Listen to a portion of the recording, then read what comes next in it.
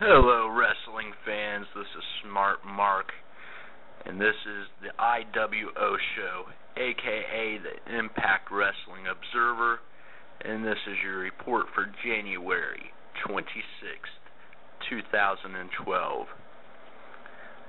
Impact opened up with a package featuring the ongoing feuds with Bobby Roode, Bully Ray, Jeff Hardy, and James Storm. And they're kind of showing the package, showing how heated it's getting between these guys. And then we got Hardy and Bully Ray backstage in this fight. It was pretty cool. Went on a little bit. Then Bobby Roode pulls up in a truck. Roode and Bully Ray are beating up Jeff Hardy and basically like trying to throw him in the back of the truck when James Storm comes to help. But Roode and Bully Ray get the advantage on him as well, and then Sting shows up to break it all up. After that, we come straight into a match between Velvet Sky, Tara, and Mickie James. It's a three-way match for a number one contender slot, presumably at against all odds. I don't know that they said that, but I'm assuming that's where this match will take place. Anyways, Tara ends up winning the match and is now the number one contender against Gail Kim. And we get Gail Kim backstage, kind of talking about why she's number one. Thought this was all actually pretty good. Neat that they opened a show like that with like the backstage action, and it's just right into another match. Not a big schmoz, or like a big where the guys all come out, basically talking, and there's just a lot of action to open up the show. As soon as I saw like the opening match with all the knockouts and whatnot, I started thinking about the way that TNA seems to be wanting to really spotlight the knockouts, and I think that they're trying to be really known for the women's wrestling. And I started thinking, what if they had like a Sunday night show, like Sunday night knockouts, and basically just gave the knockouts their own little show, half hour to an hour, have a few matches, some backstage stuff. Just let the knockouts have their own show. I want to know what you guys think. Would something like that? I mean, on Spike, come on. I bet they'd be down like a clown for something like that. And then you could propel some of the storylines for the knockouts without taking up so much time, where we could get more tag team and X Division matches and television title matches and whatnot on Impact. Not say it take them off of Impact, the knockouts altogether. Just say give them their own little show. So after all this, we got Sting, Hardy, and Storm all come out to the ring. And then Sting calls out Bobby Roode and Bully Ray. There's more fighting, like it's just really building up this these guys going at it in a really enjoyable way. They're really selling, just like, I don't know how to, it just really feels authentic,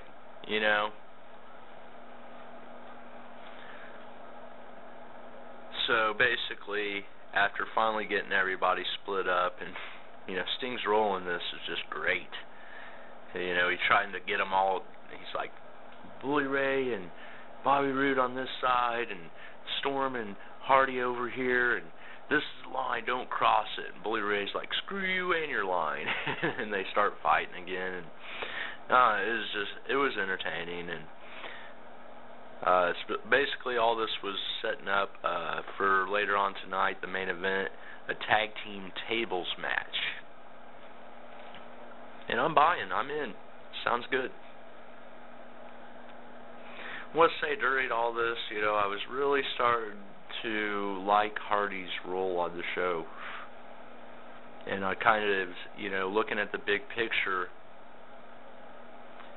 not only did he move in and out of his deal with Bobby Roode very gracefully. I mean, it really, he had a match or two and then made way for James Storm, yet keeping the Storm and Hardy teaming up only helps rub off, get the rub on James Storm. And then, Bully Ray is really making out in this whole thing also by being involved in these feuds. Alex Shelley talking backstage. Great to see him back on the show. And, talking about he's got a match coming up with Zema Ion, and he's, basically trying to get a title shot, which is obviously what they're setting up to happen. Then we get a segment with EY, Eric Young backstage, Winter and Angelina kind of hitting on him, and then they go to crotch him, but he's wearing a cup. And ODB comes up, so, I was looking for that, And just hijinks. I kind of enjoy it. Overall, I enjoy it. But then, obviously this is setting up a tag team match with Winter and Angelina against Eric Young and ODB. So we'll come back to that. Then we get the match with Zema Ion versus Alex Shelley. And, it was a pretty good match. Zema Ion rocking a new look. I actually thought he looked a lot more heelish, so I, liked that. And Alex Shelley gets the win, goes with the sliced bread, gets the win, and it's, it's the way it should be. But what I want to see, and this is something probably will be a recurring theme during the show, is matches off of, like, two guys. I don't know, I guess this kind of is what I want to see, and that's the way I should put this.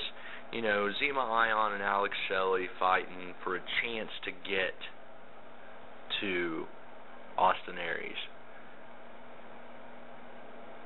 And not always just having, like, Austin Aries versus, or, more X Division matches for just two guys to showcase. Like, not everything has to be about the title. That's what makes it a division. Get some feuds going away from the title. Have behind this, have Zema Ion kind of hold a grudge against Alex Shelley or something.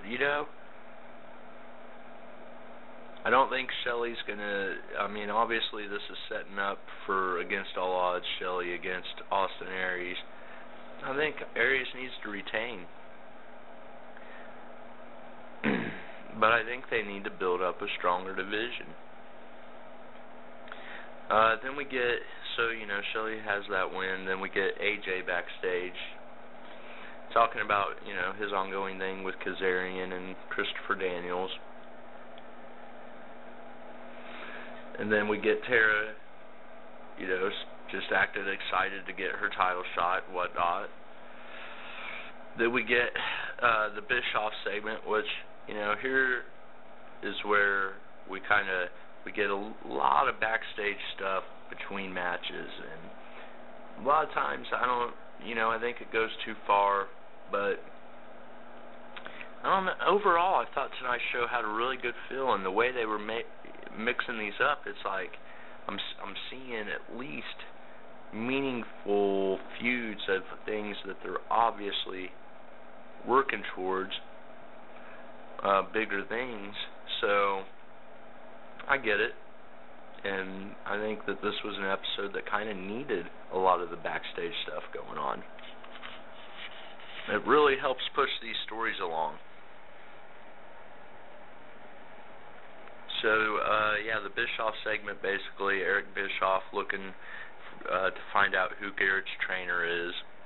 Of course, the speculation out there is it's Hogan, and I have no reason to think that's not who it's going to be, except for the fact that we saw the Legends wrestling figure of Terry Taylor during a little thing where they were showing the new figures, and so maybe they throw us a curve and it's Terry Taylor, but more than likely we're going to see Hogan, and I think this is all really building towards a not necessarily main event, but a match, maybe at Lockdown, where it's like Hogan and Garrett Bischoff, maybe in a match against, like, a handicap match against Flair and Gunner and Eric Bischoff or something. That's right now what I'm looking at it being. We'll see. We'll see. I think they're, obviously going to have some kind of match between now and then that will then set up that match. But at this point, it's kind of hard to see where this is building as far as Against All Odds goes. Then we get the match with Winter and Angelina going against Eric Young and ODB. I think this match was, the one thing is it's a little too much with Eric Young kind of fucking around in the ring and whatnot. Could have just been done a little more quickly and left a little bit more of that out. Eric Young and ODB get the win, which, I called it probably, a month ago. Eric Young and ODB are going to be the Knockouts champs eventually, so I think this is really still all build towards that. And then we get a segment with Bully Ray and Bobby Roode backstage. I thought it was really funny and really well done. Bully Ray's kind of like, what are you so worried about? Why are you getting so worked up? And he's like, I'm the champion. And Bully Ray's like, not for long. And Rude's like, what? What are you talking about? And he's like, oh, don't worry about it. Let's just go. He's like, all right, well, you go first. No, you go first. Bully Ray, all right, we'll go together. 1, 2, 3. I don't know, just the whole thing. I'm sorry, I don't mean to recite the thing for you, but very comedic. Bully Ray is great in these spots like this. A lot of the shit he would do with Steiner was kind of similar and just really entertaining. And I like they used Bully Ray for this. I personally think this is the way to get Bully Ray over rather than letting him rant in the ring for 10 minutes. These things really tell a better story, make you kind of get behind Bully Ray. I'm kind of starting to see the Bully Ray face turn coming around the bend. Let's see what happens, but I think they're slowly planting seeds for that. Then we get a promo segment, kind of going through the rivalry of Morgan and Crimson and Magnus and Samoa Joe, and really loving this feud. Unfortunately, basically last week they had Magnus against Crimson, where Crimson got the win, and then there's like basically a post-match beatdown. It's where Joe and Magnus get the final laugh, but so this week we get Samoa Joe against Morgan, and Morgan gets the win. And then there's another post-match beatdown. And I'm thinking if you're trying to propel Samoa Joe and Morgan as a tag team, and obviously be building towards an Against All Odds rematch, don't you kind of need these guys to win these singles matches? Basically right now, you've got Crimson and Morgan having beat the team, then individually beat them both, it's kind of like, what more is there for Morgan and Crimson to prove in this?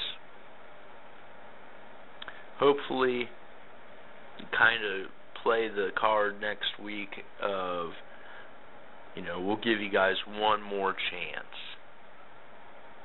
to beat us, and that's it. We've already, crushed you guys. You keep coming back, getting your cheap shots. We'll give you one more chance. And then, obviously in a perfect world, Magnus and Joe win that match by hook or by crook, and propel the feud a little longer until we can get another couple of teams in here for there to be a reason to split this off, But hopefully that's their master plan, is to get a few more teams involved somehow to where we can really start building the division around these two teams and, presumably the Motor City Machine Guns at some point. Then we get a Storm and Hardy backstage segment. Again, good stuff, good face work. And all of this really, in my mind, propelling James Storm right up there as a top guy. Really, really enjoying the way that their work. I mean, everybody was in such a fucking uproar about Jeff Hardy getting his title shots and all this shit. And I said from the very beginning, they're using Hardy to get these other guys over, and now you can so clearly see it going on. It's definitely helping people care about what's going on with James Storm because of the association with Jeff Hardy. So, the little segment was good. Then we get the in-ring segment with AJ, Kazarian, and Christopher Daniels.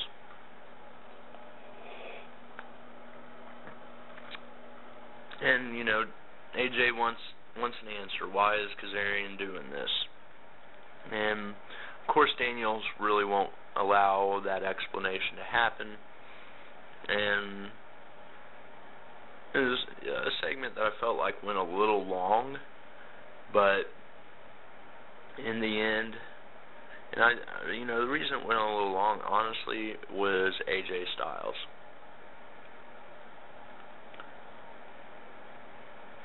As far as on the mic, he just cannot hold a candle to Christopher Daniels.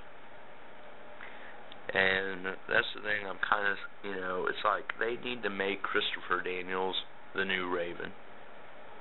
Put some guys in under Christopher Daniels, come back with like the Ministry kind of, that sort of thing.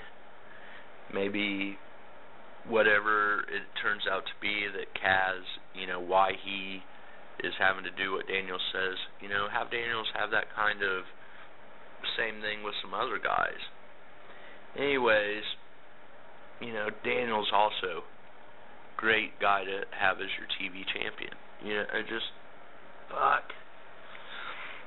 I'm so sick of it being, a Robbie fucking E. And they're not even having matches anymore. And just, get it involved in some bigger feuds and make that belt mean more. Putting it on a Daniels, now he's fighting Styles or just Jesus fucking Christ. Then we get announcement of Kaz and AJ gonna fight it against all odds, basically.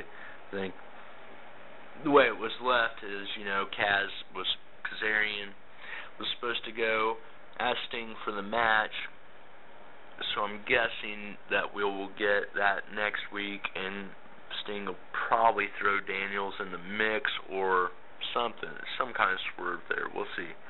Personally, I would rather see Kazarian versus AJ with Daniels outside and, kind of like the whole thing come to fruition of why Kaz is with him. We'll see what happens. Then we get Hardy and James Storm versus Bully Ray and Bobby Roode. Decent length on the main event here. Hardy and Storm end up getting the win, and Storm pins Roode, or puts Roode through a table to get the win for the team. So all in all, propelling Storm versus Roode, and also kind of all this seems to be setting up Bully Ray against Hardy against all odds as well. So I'm loving it. I think it was really, after the match, after Hardy and Storm get the win, and there's kind of a post-match beat down, and Bully Ray ends up power bombing Hardy through the table. Like I said, setting up their deal. And that's two guys I wouldn't mind seeing having a solid feud, Just a good old couple of grudge matches there. I think it works. This was a B- show. I enjoyed most of it pretty immensely. Again, it's things that you don't see generally. When it comes to Impact, it's like the shows are pretty good, and there's so many things going right, and it just always is like, well, where was the TV title? Where was Austin Aries? Where are all the tag teams? And just so it's hard when it just feels like Impact needs that third hour a week to fit all the things you want to see in, for me to, come off and say they had an A+ show, or even an A show, when there's guys that, like Anderson and RVD that aren't on the show. Have to think Anderson got injured or something, or they're just not sure what they want to do with him right now, so they're giving him time off. All signs point to him returning soon, as well as Hogan, because they keep showing him in the promos for like Lockdown and Against All Odds. So